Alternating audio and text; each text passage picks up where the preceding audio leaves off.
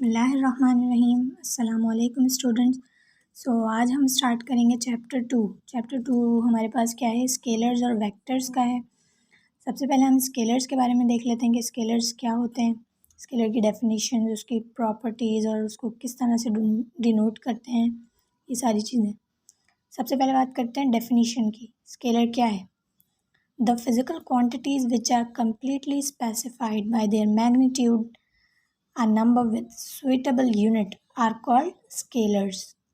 वो physical quantities जो कि कम्प्लीटली जिनके बारे में हम पता कर सकें सिर्फ़ और सिर्फ क्या जानने के बावजूद, उनका मैग्नीट्यूड, अगर हमें उनका मैग्नीट्यूड पता है और हम उसको बिल्कुल सही तरह से समझ सकते हैं कि हाँ, अब इसके बारे में और कुछ जानने की ज़रूरत नहीं है, ये हमें कम्प्लीटली हमें समझ में आ गई है ये बात, तो वो क्या कहलाएंगी? स्केलर्स। और मैग्नीट्यूड क्या होता है? A number with suitable unit, कोई नंबर जिसका कोई यूनिट भी होता हो। सही है, ऐसा नहीं है कि किसी भी नंबर को हम मैग्नीट्यूड कह देंगे जब तक कि उसके साथ कोई यूनिट नहीं होगा, कोई भी स्टैंडर्ड या सुइटेबल यूनिट नहीं होगा, तो हमें उसको स्केलर क्वांटिटी नहीं कह सकते। सही है, और यहाँ तक बात समझ में आती है कि स्केलर क्या होते हैं? वो फिज़िकल क्वांटिटीज़ जिनके बारे में हम कम्प्लीटली सिर्फ़ और सिर्फ उनका मैग्नीट्यूड के बारे में बताकर उनको कम्प्लीटली स्पेसिफाई कर सकते हैं कि हम, तो वो क्वांटिटीज़ क्या होती हैं? Scalar quantities.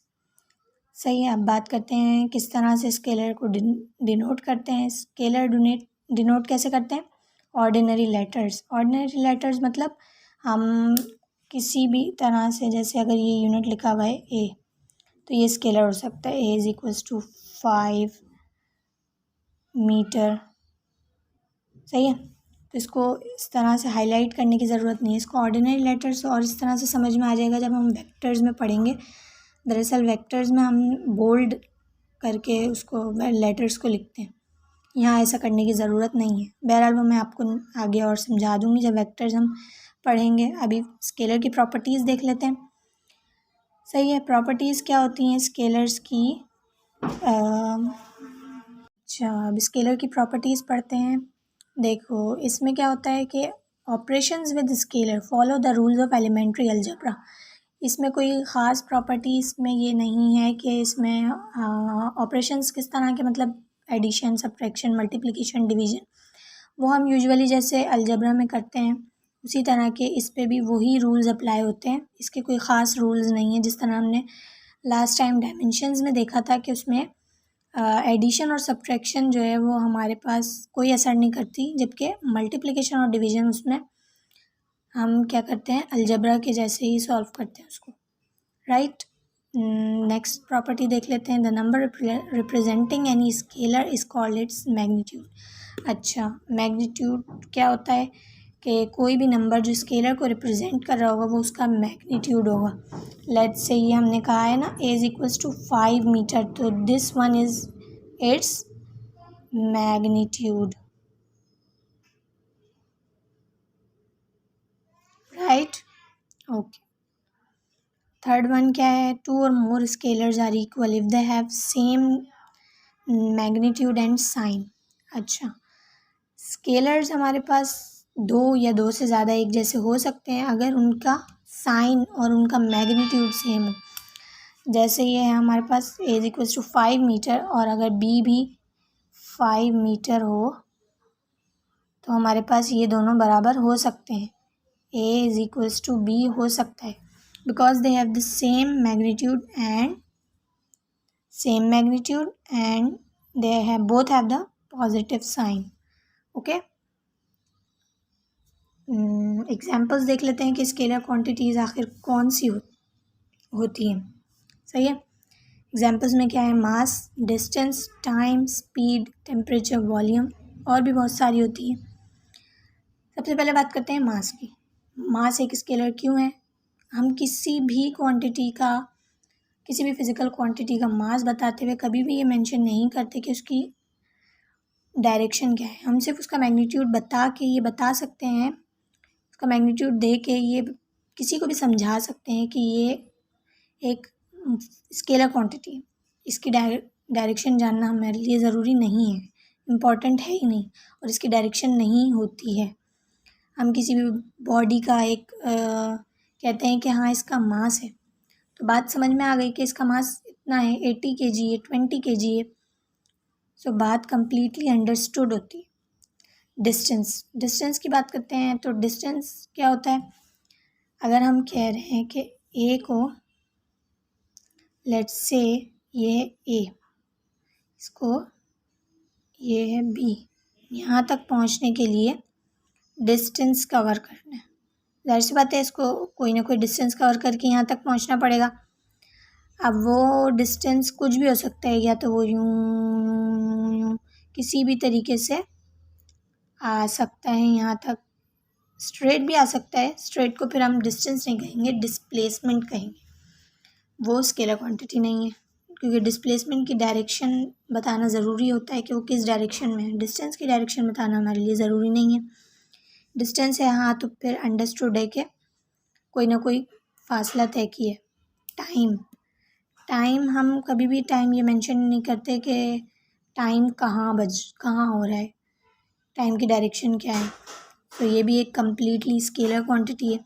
स्पीड भी एक स्केलर क्वांटिटी है। टेम्परेचर आपको पता है कि किसी भी चीज़ का टेम्परेचर नोट करने के लिए हमें डायरेक्शन की तो ज़रूरत नहीं होती। सो बार बार मैं डायरेक्शन इसलिए कह रही हूँ कि हम अभी आगे वेक्टर्स में डायरेक्शंस को बहुत डिटेल में पढ़ेंगे। वॉल्यूम, किसी भी चीज़ का वॉल्यूम है, एक ये क्यूब है, इसका वॉल्यूम है। जाहिर सी बात है ना, किसी ना किसी कोई भी चीज़ जो है उसका कोई ना कोई वॉल्यूम तो होता है, इसका वॉल्यूम है, सही है। तो हमें इसके वॉल्यूम की डायरेक्शन बतानी ज़रूरी नहीं है, ये एक स्केलर, क्योंकि ये एक स्केलर क्वांटिटी है। ओके, स्केलर्स आप लोगों को बहुत अच्छे से समझा दिया है। वैसे स्केलर्स में इतना ज़्यादा कुछ समझने वाला है भी नहीं। असल जो मेन चीज़ हमें इस चैप्टर में पढ़नी है वो है vectors. Vectors are our main, कह लें इसमें मेन कोर्स हमारा वेक्टर है इस चैप्टर में, सही है। सो हम वेक्टर्स की तरफ चलते हैं। वेक्टर्स क्या होते हैं? Physical quantities having both magnitude and direction with appropriate unit are called vectors. अच्छा जी, वो फिजिकल क्वांटिटीज़ जिनके पास क्या हो, मैग्नीट्यूड हो और डायरेक्शन भी हो, और कोई ना कोई उनका यूनिट हो, वो क्या कहलाते हैं? वेक्टर्स। वो फिजिकल क्वांटिटीज़ क्या होती हैं? वेक्टर्स। उन्हें हम क्या कहते हैं? वेक्टर्स।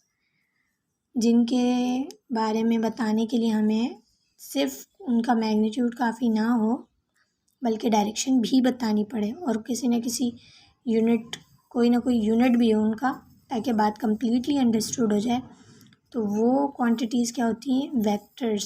सो अभी मैं उसकी एग्जांपल्स भी आपको बताती हूँ, और प्रॉपर्टीज़ उसको डिनोट कैसे करते हैं, वो सब कुछ। Let's start. ये बताती हूँ कि एग्जांपल्स क्या, कौन कौन सी ऐसी फिज़िकल क्वांटिटीज़ हैं जो कि जिन्हें हम वेक्टर्स के कहते हैं। Number 1 is displacement, velocity, acceleration, force, electric field, magnetic field, etcetera, और भी बहुत सारी हैं। ये इसके वेक्टर्स हम इन्हें क्यों कहते हैं? क्योंकि इनकी डायरेक्शन बताए बगैर हम सिर्फ इनका मैग्नीट्यूड बता के ये अंडरस्टूड नहीं होती, बात समझ नहीं आती है कि आखिर हुआ क्या है। जैसे अब डिस्प्लेसमेंट हम कह दें 5 मीटर डिस्प्लेसमेंट तय हुआ है, डिस्प्लेसमेंट कवर किया है, तो वो कहाँ किया है, कहाँ से कहाँ तक किया है, किस पॉइंट से किस पॉइंट तक किया है, किस डायरेक्शन में किया है, positive x axis, negative x axis, या वाई डायरेक्शन में किया है, पॉजिटिव वाई या नेगेटिव वाई, तो बात समझ नहीं आती है। और किसी भी इसमें से कोई भी क्वांटिटी ऐसी नहीं है कि हम उनकी डायरेक्शन ना बताएं और हमें बात समझ आ जाए। फोर्स, अगर फोर्स हम कह दें कि 50 या 100 न्यूटन फोर्स लग रही है लेट्स से, तो किस डायरेक्शन में लग रही है, कहाँ लग रही है, कोई काम हो भी रहा है या बिला वजह फोर्स हवा में लग रही है, तो ये बात समझ नहीं आती।